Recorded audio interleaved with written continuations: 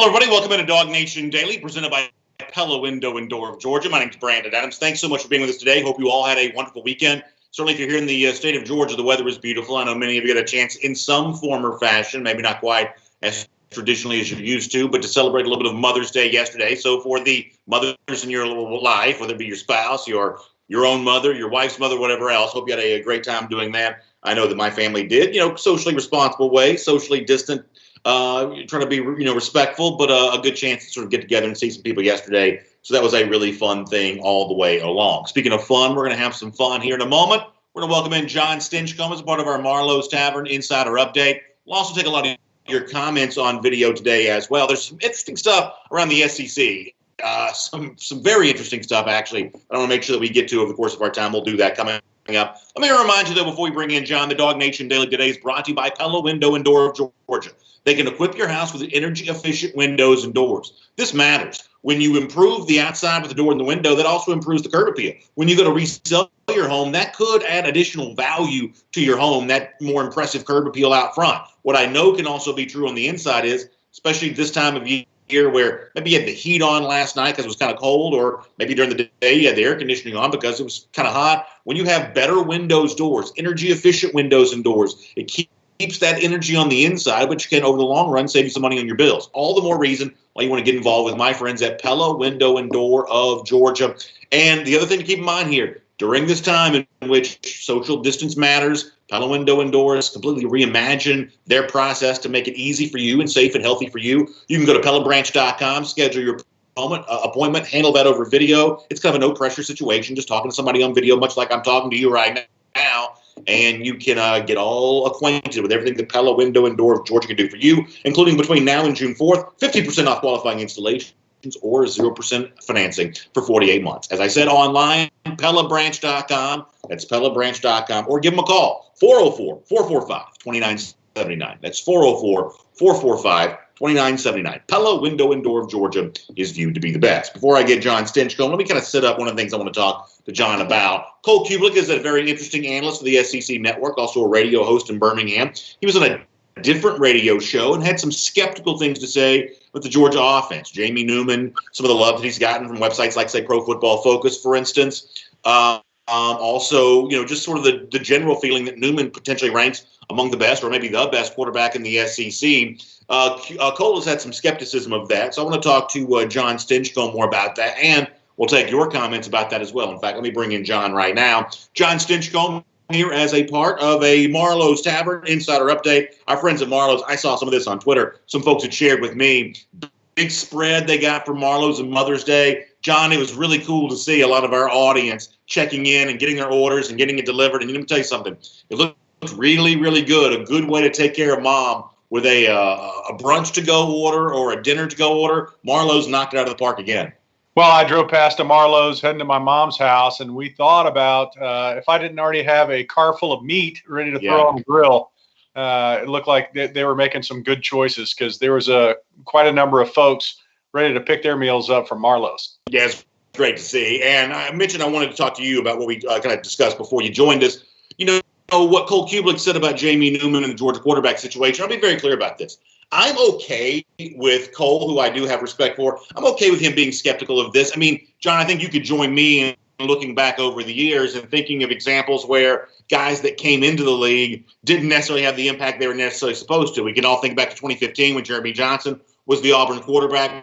We were told that as the predecessor to Nick Marshall, this Auburn offense was going to do even more, bigger and better things. That didn't exactly happen. You can think about Jevin Snead coming in as a former Texas quarterback to Ole Miss. His impact on the SEC wasn't really felt at all. Notre Dame transferred to Florida a couple of years ago. Very little impact. So not every newcomer at the quarterback position to the SEC has the impact that you expect him to have. So from the standpoint of what's fair to debate, what's fair to discuss, Cole Kubelik saying, maybe a little too much love for Jamie Newman thus far. I don't think it's necessarily unfair to say that. I don't agree with him necessarily for reasons that I'll get to. But in terms of establishing that as a talking point, I don't think of that as unfair. I like what Cole has to say most of the time. More often than not, I think he's a fair analyst who gives you an honest, educated opinion. And I don't think he's off base here. I think there's so much ungiven in this scenario. There's so many unknowns, new offensive coordinator and a totally new conference. Personally, I think Jamie Newman is a really good fit for coming in here. But again, that's based on a lot of projections and what that's going to look like under Munkin. So is it fair to say that there's been a lot made of Jamie Newman coming and the potential that he has for this offense? Is there space for critique? Absolutely. And I don't think he's off base. Now, as a guy who does have a biased opinion, I think it's going to be a really good fit for Jamie to step in, and he's got the chops and has proven that with a WF on the side of his helmet. Can't wait to see what he does with a G. Yeah, so if Cole were sitting here with us right now, here's what I think I'd say to him. That obviously there's a chance that Newman fails. I just gave you an example of whether it be transfer guys or just guys waiting in the wings that had big hopes attached to their names, didn't quite work out. The SEC's a tough league. There's clearly a chance that Newman fails, and if anyone sells, you see Newman show up on the list of like Heisman contenders, for instance, or mock drafts the first round. There's a chance that all of that doesn't come true. I don't know that anyone would tell you that Newman's a sure thing, but as you mentioned, as a fan of Georgia, here's what I'm comfortable saying. When you look at the other quarterbacks that Georgia could have gotten, and this is a year because of Jake Fromm leaving, Georgia needed to bring in another quarterback from outside the program. I'm not sure there's anybody else that I would have taken over Jamie Newman. Derek King's name comes to mind, the former University of Houston quarterback, now at Miami. But the truth is, when I was kind of interested in King, the honest truth is I didn't know much about Jamie Newman. I've learned more about Newman over the course of the last year or last few months. And what I've learned about Newman, I don't think it makes me think that King at Miami is necessarily the better quarterback between the two. He may turn out to be that way, but as it stands right now, I like what I've kind of gotten to know about Newman. I'll take Newman over KJ Costello, the former Stanford quarterback, now at Mississippi State. My guess is Costello puts up some big numbers in Starkville this year. I don't think they win very much, but he probably puts up big numbers. But I think Newman's overall skill set may be better for Georgia. So from that standpoint, in a year in which Georgia needed a transfer quarterback, I do think there's a pretty strong case to be made that Newman was the best available. Does that mean he's going to guarantee success at UGA? Not necessarily. But, John, I think it's fairly reasonable to say, well, who else could you have gotten that you'd be more excited about than what Newman, who legitimately does have some draft love, brings to the table? I think fair assessment for transfers. I think another good point is you've got some good, capable quarterbacks in-house already. I mean, the draft rankings had Carson Beck as one of the top quarterbacks coming out, and this job isn't going to be handed to Newman. So you're going to have competition. I agree with that assessment for you that you just made about the other transfers. I didn't know a lot about Newman before his name got thrown around with Georgia a few times. And then I happened to train a couple of offensive linemen for Wake, and I'm watching a bunch of their film and going, this guy can play. So much more familiar now than before. I think when it comes to those transfer quarterbacks, a lot of fans, I don't watch Houston play a lot of football. I don't watch a lot of Wake Forest. I don't evaluate, who's available in the transfer portal quarterback wise. So having seen him play, I feel much more comfortable and confident in his ability to come right in and contribute quickly. Let me make one more point about this, then we can talk about something different. Here's something else, speaking strictly as a fan. This is not, objective analysis necessarily. This is just my take as a fan, but I'm going to stand behind this. If you look at the unique situation facing SEC quarterbacks this year, where Georgia rivals Florida and Auburn probably have established quarterbacks. Bo Nix is clearly the Auburn quarterback. Kyle Trask would appear clearly to be the Florida quarterback, although I think they want to try to find some option for Emory Jones to play a bit more. But Trask and Nix would appear to be established starters. Other than that, we have no idea who the Tennessee quarterback is going to be. There's a competition taking place to be the Alabama quarterback. We have not seen the likely LSU quarterback, Miles Brennan, play very much. This is a year in which most of the top SEC teams also have uncertainty at quarterback. So while it's, as I said before, fair for Cole Kubelik to say, let's slow down on too much Jamie Newman hype, I'm fine with a little bit of skepticism there. I would say that the larger picture is also Georgia having uncertainty at the quarterback position at a time in which most of the other top SEC contenders also have quarterback uncertainty going on. And I have no problem telling you, I didn't see enough from Trask last season that would make me say I would trade Newman for him if I could. Same thing for Bo Nix, who was better by the end of the year than he was at the beginning. But if you gave me the option right now to do a pro sports style trade, I'll give you the unknown Jamie Newman for the more known commodity within the SEC of Bo Nix. That's not a trade that I want to make right now. Don't know what Newman's going to turn out to be. But I'm not so blown away by anybody else's quarterback situation in the SEC where I'm going to say theirs is clearly better than Georgia's. Well, every 1 out of every 3 years, you can expect to have a new quarterback. I mean, that's the nature of this business. We're not in the NFL. You're not going to have your franchise quarterbacks stay in place for a decade and a half. You're going to have that turnover. So to be able to get a guy who's played at let's not bag totally on the fact that he's played Division I college football in the ACC. Yes, it's not the SEC, but that's high-level football and did well. So to have him transfer in, it's a much better situation.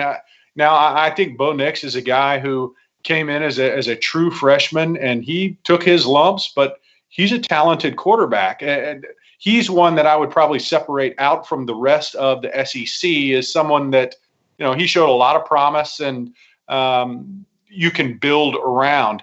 Trask was an upgrade just because he took care of the football for them. I mean, didn't show a lot of special flash in Florida, but was more of a game manager, wasn't as risky, didn't have those huge mistakes that you had in the past couple of years for Florida. So with Newman, I like what we got. I mean, you have to be excited of what he was able to do, surrounded by the talent that he had, and hopefully that transitions really well when you ramp that up a little bit. I know it's on your side, but also against more quality opponents, at least more frequently.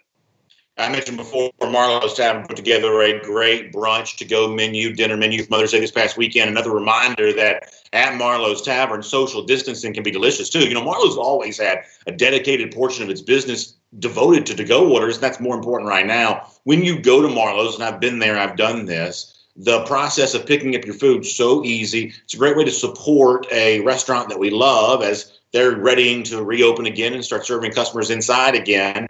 But for now, a great way to enjoy chef-inspired, delicious food to go right now. A great option. You go to marlowestavern.com, find the tavern in your neighborhood, see the number, dial it up, place the order. You show up, you can pick it up. They'll even deliver it to your car if you want to. Marlowe's Tavern taking great care of you during this great time. And listen, the need, the want, the desire for chef-inspired delicious food doesn't go away at Marlowe's Tavern. You can still get that. In fact, sitting at your kitchen table in the comfort of your own home, surrounded by your family, no better opportunity than that. John, let me ask you a question about something different, and there may not be necessarily a good answer to this, but one of the things we've seen a lot more from Georgia and other programs as of late is current players recruiting future players. There's always been a little bit of this, but it seems like there's more of this than ever before. Marius Mims, the five-star offensive lineman, for instance, had kind of a concerted effort thrown at him recently. We wrote about that at DawgNation.com. Kirby has said that during this lockdown period that some coaches have nothing to do but recruit, so players are getting tired of hearing from coaches. Do you think that's what this is about, or in your mind, is there some other reason why so many, whether it be recent signees or current players, are reaching out and recruiting on behalf of their program? Here now? Well, I think it's just the changing platform that's being utilized most. Social media has exploded. That wasn't something that we even considered 2 decades ago. Yeah. I'm not tweeting anybody. That wasn't even in existence. So the fact that is more prevalent, and I think there's a national profile for teams, and guys are aware that it's almost seen as a stepping stone into their future career as a professional athlete. And if you can surround yourself with more high profile, highly talented individuals, you're going to look better. You perform better. We're seeing that in the high school ranks where kids are pooling in certain schools. Maybe their parents are transferring jobs. I don't know, but it's happening more frequently. And I think they're trying to be influential in those decisions that are being made. And it's out of self-interest. I want to be around the best so that I perform better, so that our team performs better, and the outside perception is good. So I think it's got more to do with social media being so prevalent now, that you're able to make contact where, there's NCAA restrictions as to who can recruit and what you can do. And I think now, because of social media, there's more access than there ever has been for current players in contact with those that are still recruits. Here's the other thing too. If I go on vacation or something like that, I'm doing restaurant reviews, want to find a place to go eat. I want to see if the people who've been there are happy with the choice that they made, or I'm looking at the reviews to see that there is something to be said for when, former Georgia offensive linemen are reaching out to Mims. It certainly seems like they are happy with the choice they made. Later on in our show, we're going to talk about some Florida players, and obviously this is, red meat for me, but don't quite seem to be as happy about spending their time at Florida. When you do have current or former players tweeting to recruits, it would seem to be kind of a customer review of, hey, I came to Georgia, best decision I made. I'm happy with the choice that I made. I think there's something kind of cool about that, John. Well, you looked at the draft a few weeks ago, and head coaches are in the pictures. They want to be seen with those athletes as they go off to the NFL and are fulfilling these dreams that you can, I don't know if sell is the right word, but definitely reinforce when you're talking to a 16, 17-year-old kid who pictures himself in that role 4 years down the road. Well, I'm the guy as a head coach that can help you do that. Here's an example of that. So that is very much part of recruiting now, is seeing and projecting that positive story of, now I came to the University of Georgia. It fostered my skills. I developed, and now I'm a draft pick playing in the NFL. That's the story they want to associate with the University of Georgia, and for these kids to see themselves in that role. So anytime you connect yourself in that way, man, that's a great selling point, whether it comes from the player or comes from the coach. Now, the contrast of that is you want to downplay all those stories of guys who are like, nah, it wasn't a good fit for me. So you have to take the good with the bad there.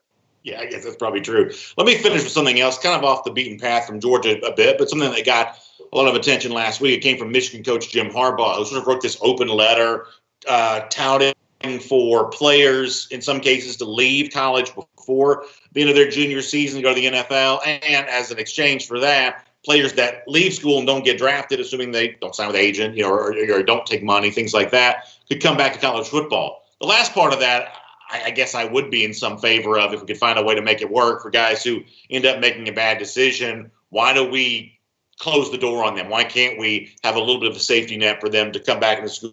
I'd be more in favor of that. It's the first part of this, John, that for some reason doesn't set well with me, and I don't 100% know exactly why. I think the institution of college football works. I think it works as a marketing arm for future NFL players. I think it works as a player development tool in a way that the NFL gets like a 9-figure value off of, in terms of where the college players ready themselves for the professional ranks by playing college football. And I think the college coaches have an incentive to do right by their players in a way that the NFL necessarily wouldn't, because you don't have future generations of recruits looking in to see who's treated well and who's not. So Harbaugh's first part of this, I'll admit, doesn't set well with me, because I think it's another attempt to rock the foundation of the institution of college football, which frankly I think serves all of us pretty well.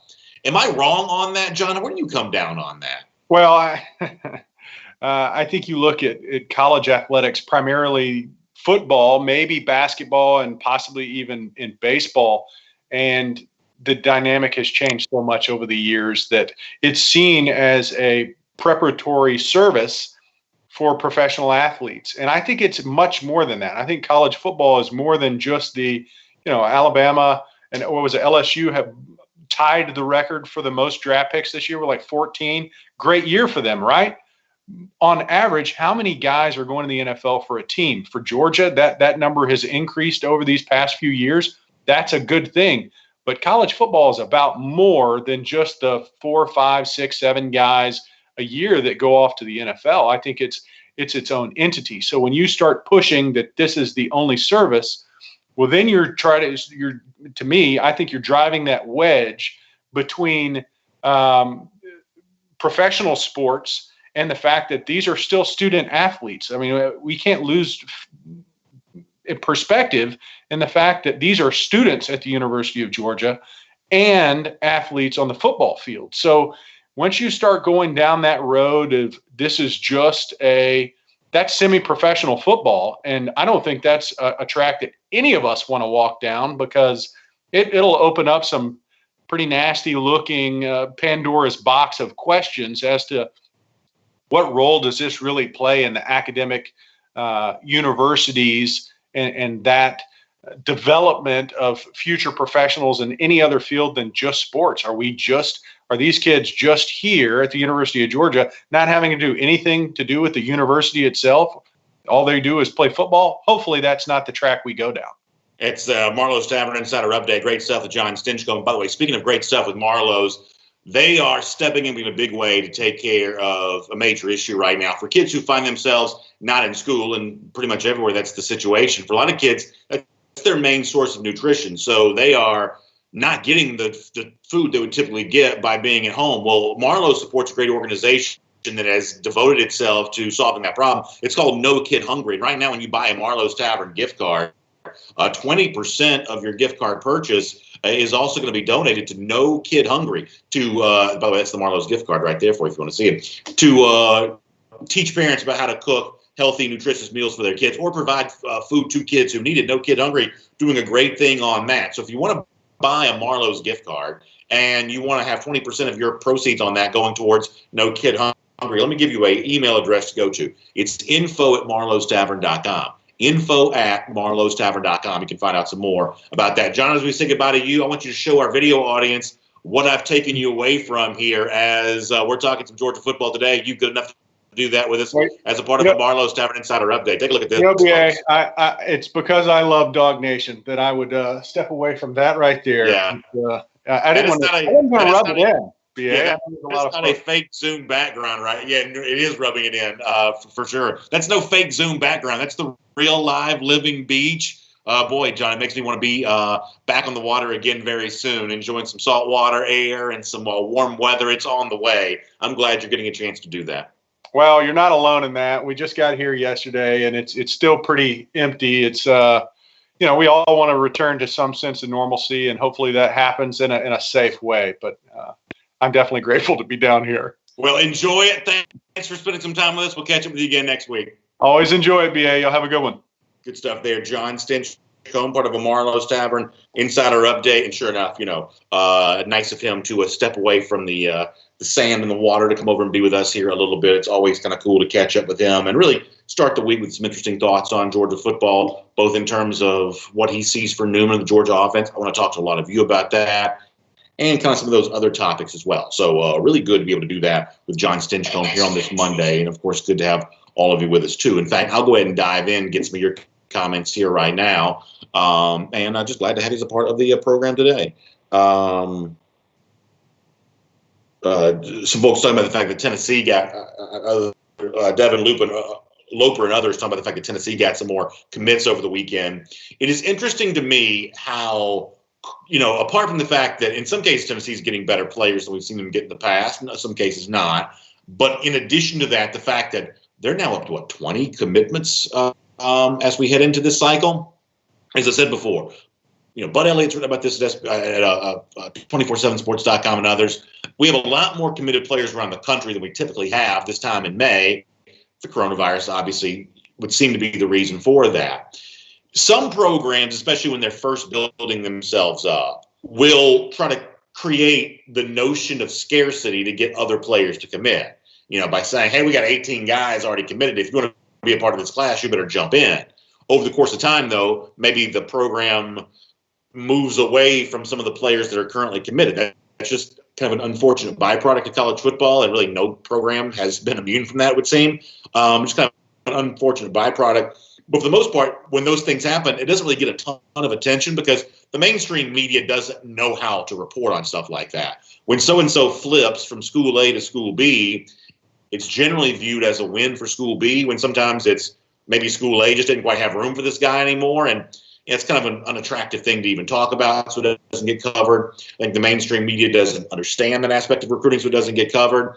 And so for the most part, the programs that do choose to move on from players do so without much of a spotlight on that. But because Jeremy Pruitt has executed such a big recruiting story during the coronavirus lockdown, if later on Tennessee tries to move on from some of these three-star players they've taken commitments from, I wonder if he gets more negative backlash because of the fact that he drew attention to those players joining the program to begin with. Just a thought.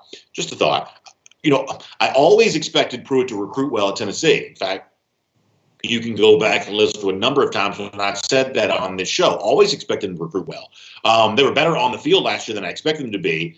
I have my doubts about Tennessee for this upcoming season. I gave you some of those numbers on DawgNation Daily presented by Pella Window and Door last week, whether it be, ESPN FPI that has Tennessee in the 6-win range, a lot of the betting markets that have Tennessee in the 7-win range, uncertainty at quarterback, a lot of loss at the wide receiver positions, probably still pretty good on defense, very good along the offensive line.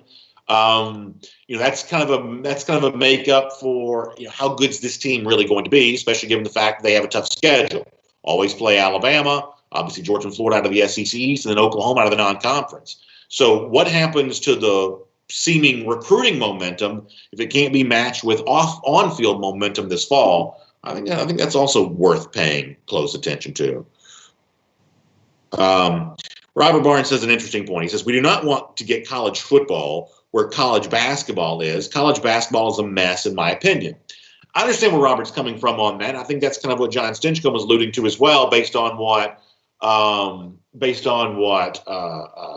Jim Harbaugh had kind of talked about. That's what John and I were discussing. Robert echoes in on that. I don't have my opinion fully formed on this necessarily, but let me just think out loud for a moment.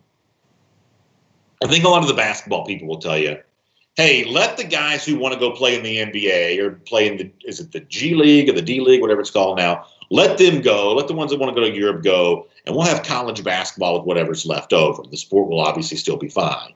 I think the people within the world of college basketball who say that, I think they're kidding themselves a little bit. But the presence of elite talent is what makes the sport exciting. A couple of years ago when Zion Williamson was playing in the world of college as kind of a de facto pro, and there's a mess going on around Duke right now, a mess going on around Duke. But the presence of the elite talent made college basketball better. This idea that, and this is not going to happen anytime soon, if ever, but this idea that, just let the very best 18, 19-year-olds go on into a professional football pipeline, and we'll just do college football with those who are left over. The idea that wouldn't hurt the popularity of college football I believe is untrue. I believe that college football would be hurt badly by the absence of the elite talent. And I guess the point I would add to this is, everyone responds to incentives. Players go to college football because it's their incentive to try to get to the NFL. They view that as the pipeline for how you get there. If you create a parallel to college football, I don't believe it would do right by the young players to the same way that college football has. And there's all kinds of blue check media that complains about the college football process. They say that it's unfair. They're aggrieved on others' behalf. You don't hear as many of the current players doing that. I'll point out, I think that for most of them, they feel pretty good about the deal that they have, whatever the nature of that deal is. They feel pretty good about that deal. And I think that's important to note. So if it ever got to the point where a serious push was made to, just let the best 18, 19-year-olds go be a part of a minor league, thing, it hurt college football. I believe that it would. Matt Silver says, any way of getting a troll kicked out of here? Who is the troll? I haven't seen. I don't see all the comments. But, we always say around here we're pretty slow to block people. But, you should use whatever mechanism at your disposal to do that. I haven't seen anything, though. I haven't seen any of that, but I've also not been watching the entire time. Randy Hall says Tennessee's only got one commit currently along the offensive line. Yeah, they have a weird makeup of their class right now. As you said, very, very few offensive linemen, like 4 running backs. There's no way Tennessee's taking 4 running backs. This is not typically what goes on. Tennessee has recruited the offensive line position fairly well the last couple of years, but they're set to lose a ton of guys. Trey Smith leaving the program, Brandon Kennedy, this is his last year in the program. So they are set to lose some guys. So that's kind of an interesting point. I guess I do see that. Yeah, we're pretty slow to block people, but y'all should feel free to block whoever you want to. I want you to have the most enjoyable experience possible. So, yeah, y'all block somebody if you have to. Christy says, will Blaylock be back this fall? That's my expectation, Christy. I know there's been a little bit of chatter coming out of Dominic's camp on this. Like, Dominic's family is kind of connected to sports already. So, and I don't mean the fact that his biological father, Mookie's an NBA player. I mean, his family that he's lived with and grown up with, they have connections to sports. My guess is that they are very well attuned, even in a time in which, he's off campus and away from the Georgia strength and conditioning staff, away from the training staff.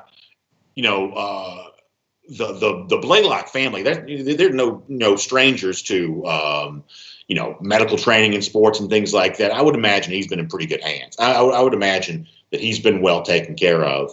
And my guess is that he's going to show up in really good shape and on target. I think your mental makeup is probably as important for an injury recovery as anything is. And yes, I know you saw the pictures on Instagram over the weekend of Arian Smith in some sort of cast. I wouldn't be too quick to assume that's any kind of serious thing. Maybe, I'm not a doctor one way or another, but the presence of a cast in May, I wouldn't say is probably all that much to be concerned about yet when it comes to Smith. But the topic of Blaylock, I think your mental makeup is a huge part of your recovery. In fact, go back and think about what happened for Zamir White heading into last season. The Robert Edwards of the world and people like that were brought in to talk to him. And, part of what was talked about was, hey, that mental focus, that attitude that you approach this with, the sense of just staying positive about it all. And that was apparently a pretty important thing for Kirby to give some examples of for Zamir. And I do think the attitude helps. We know that Dominic's got a really good attitude. I mean, he's put that on display. He's committed to working hard, but he's also, just generally speaking, I think pretty positive about stuff like this. So I would say that the mental approach that he brings to this is probably going to be pretty good. So I'll be surprised if he's not well on schedule, well on track, be ready to play and ready to go. The other thing too is, and I'll never quite understand this, but when you think about these injuries, we also not we, because it's not me, but our current society, players, they seem to recover from this stuff so much faster than they used to. I remember when an ACL was, a long range thing. And, now guys are back playing again much sooner. Now, you may say, well, he's not going to be quite as fast anymore, and that's true. But, Dominic wasn't necessarily a speed receiver anyway. He was about, crisp routes and, holding onto the football, catching the ball. So from that standpoint, he may not be quite as impaired by this as someone more reliant on his speed would have been. So long way of saying that he may feel some after effects of this, but not to the point where he can't be a player and a contributor for this team. UGA football says, has Georgia said anything about fans? There's been some talk about this. I guess athletic director Greg McGarity was quoted in the Athens Banner-Herald saying that there is some chatter about a plan that it would include social distancing. And if we're going to define social distancing as 6 feet between you and the closest person, then 93,000 seat Sanford Stadium, I'm just doing rough math here. This is not to be taken as the exact number, but you're talking about somewhere in the neighborhood of 20,000 fans. That if I'm sitting in seat 32A and row 46, seat 25, I'm going to say it more like that. If I'm row 46, seat 25, and I got to have 6 feet in front of me here, 6 feet here, 6 feet there, 6 feet there, 6 feet here, and all those people have to have 6 feet between them and everybody else too, then that's like 20,000 fans at the most. And I've said before, who gets those 20,000 seats? How many of them are students, which contribute no money into your donor pool? How many of those are McGill Society donors who kind of get preferential treatment for tickets in some respects because of the amount of money they're giving over a short period of time? How much of that is the person that's had the same seats going back 50 years? Because that's a big issue. The McGills get upset with the long-time season ticket holders because as they give more and more money, they're not moving into better seats in the stadium because the better seats in the stadium have already been occupied for decades and decades and decades. Let me tell you a job I have no interest in doing. I think it's Josh Brooks, I think, who's in charge of this. I don't 100% know. I have no interest in being the one who, if it's 20,000 people, here are the 20,000 that get to be in there. I've got no interest in doing that whatsoever. And it's not even a given that's the way it'll play out. But if we're talking about a social distance in place for UGA fans in the stadium, that's about what we're talking about. There is still a long time to go before the season begins. Even here in this time in May, we've got a lot that's about to happen. I mean, think about how the sporting landscape is going to change. We're going to have a NASCAR race coming up. Well, about actual drivers, not iRacing, but actual drivers. That's coming up in a few days. There was UFC this past weekend. We're about to have PGA Tour events. We got the Brady, Manning, Tiger, Phil thing coming up too, but the actual PGA Tour events are coming up. Major League Baseball is probably heading for a fanless return come July. Spring training starting here in June on that. So we've got a lot that's about to happen. And we've got states reopening all over the place. The best I can tell, the early returns for Georgia have been pretty good. For another state that's been a little bit more aggressive, Florida, for all of you may have read the media, the early returns on that seem to be okay right now. So I mean, a lot's going to change. And at any point in time, it could change for the worse. We all know that. But for now, it seems like things are kind of moving in a positive direction, which would, for anybody who's trying to like what happened in Oregon the other day, where they were talking about, hey, no fans in any venue in this state for all of the month of September or whatever else. I just think it's way too early to make any kind of proclamation on that. And for a lot of the places that have kind of had these really aggressive, I'll call them negative proclamations, I think there's a really good chance they end up backtracking on that and changing their mind once they see other institutions moving on in a little bit more of an open and almost back to normal type way. So the long answer on this I gave you. The short answer is nobody knows as of yet, but there have at least been some contingencies discussed. It would appear for how George would handle a social distancing situation that were to come up. By the way, it's our R.S. Andrews cool down. R.S. Andrews, this is one of those times when I think about R.S. Andrews a lot because at night we got the heat on, especially upstairs where my kids sleep because they're super cold nature, and I like the air conditioning on. So it's one of those things where like it's heat, air, heat, air, heat, air. Our Sanders can do the heating and the air conditioning for you. They're very good at handling both those systems. Air conditioning with factory fresh specs. You need to get it back to that for the warm weather season to come. Well, RS Sanders can cover you on that. Or if your heating system is just not quite working, or after a long winter of running, and if you're not quite sure it's safe anymore for your family, they can get you checked out and taken care of on that. You can find them online at rsandrews.com. That's rsandrews.com. Dapper Dan says the students shouldn't really change anything deciding who gets the other tickets, since the student section is still just student tickets, just less of them. Everyone else will divide the rest. Yeah, I guess what I was saying on that, Dapper, is that obviously the university wants students because that makes the university a more attractive place for students to come to. A huge draw to go to the University of Georgia is the football experience. So the university wants students to get preferential. I'm saying on the idea there was social distancing place, the university would want a good number of students to get those. And the overall atmosphere is improved by having a lot of students in there.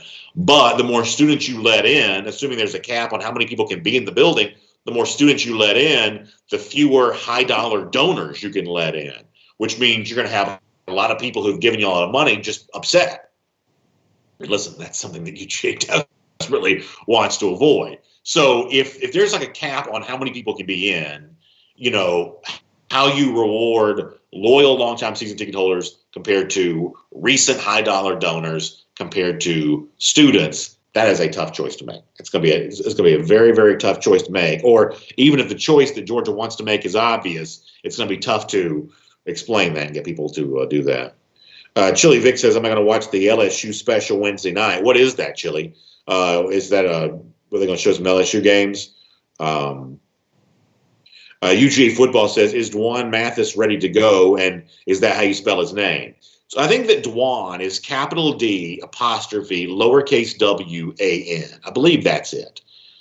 Some of y'all can check me on the spelling, but I believe it's capital D apostrophe lowercase W-A-N. And I don't believe there's been any kind of medical change for DeJuan. He was practicing some near the end of last year, but in a tackle to the ground situation, back when Georgia was still on campus and back when it seemed like Georgia was going to have a spring practice as per normal, Mathis, I believe I'm saying this right, still had not been cleared to be tackled to the ground in a full contact situation yet. That's like the next thing that he's waiting for. For instance, based on the current medical status that has been reported, if Georgia had a game today, I don't believe that Mathis would have been cleared to play it. Now, maybe a lot of this has happened below the surface since then, and maybe he will be fully cleared come August. But as of the beginning of the calendar year, back when we were looking ahead to spring practice, tackle to the ground clearance, I don't believe he'd gotten that yet. He was playing some in practice, doing some scout team work and stuff like that, but the quarterbacks don't get tackled to the ground in a typical practice anyway. So he was allowed to do that. But the thing where you want to tuck the ball, run, and get tackled, he had not been quite fully cleared on that. But I guess I'm assuming that's eventually going to happen. But that's just a guess. Jay Shipes reminded us, and I do remember the reporting on this, that he's set for an MRI this month. And Jay, you're right about that. I do remember that.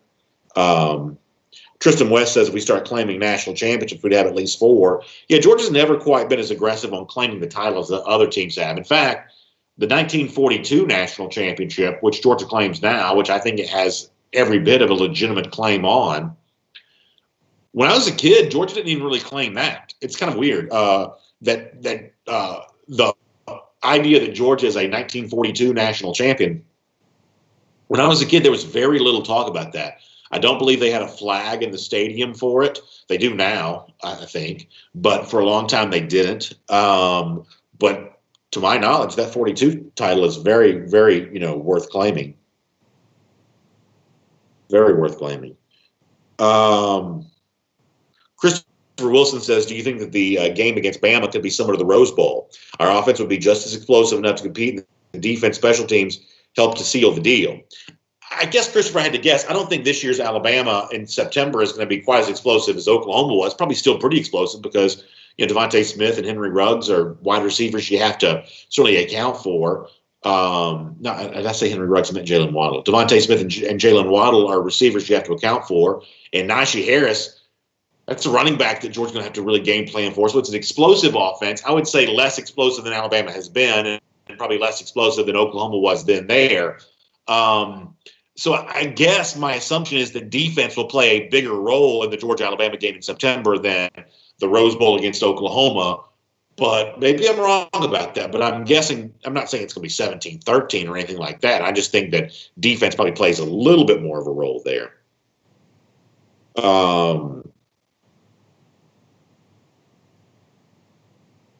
Let's see what else is going on here. We got to get ready to go. I got a radio show and podcast. We got to get up and running. Let me do a couple more on Facebook and we'll get ready to rock and roll. Somebody said Jeff Sintel's in here for a little while. Always nice to have that. Drew Odom says, is social distancing going to apply on the field? Are we looking at 6-foot splits between the linemen? That's pretty funny, Drew. Pretty funny. Randy Hall says, am I going to talk about Zach Evans? Randy, are you talking about the online chatter? I saw a bunch of stuff on Twitter this weekend. I guess there's a lot of people that now, and Randy, you tell me if I'm talking about the same thing you are. A lot of people think that Zach Evans is going to TCU. Is that right? Is that what you're talking about? I saw a bunch on Twitter about that over the weekend. Listen, given all the potential scenarios, that's about as good as it can be. If this is real and if it's true, and with Evans, who never knows what's real and is true, if he's going to go play his college football in Fort Worth, Texas at a TCU, then all the better, right? At least it's not Tennessee. At least it's not Florida.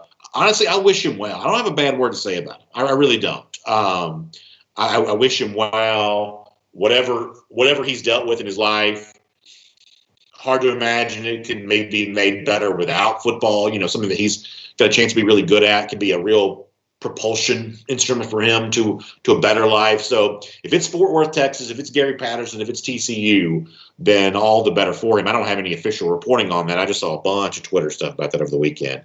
Joel Moody's funny, but is that what you're talking about? Is it the TCU stuff? Matt Rukavina says he's listening in the car.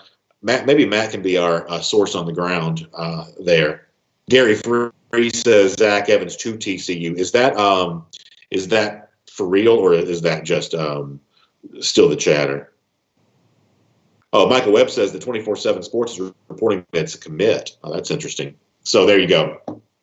If that be the case, like I said, I saw some online chatter about it, some rumor stuff.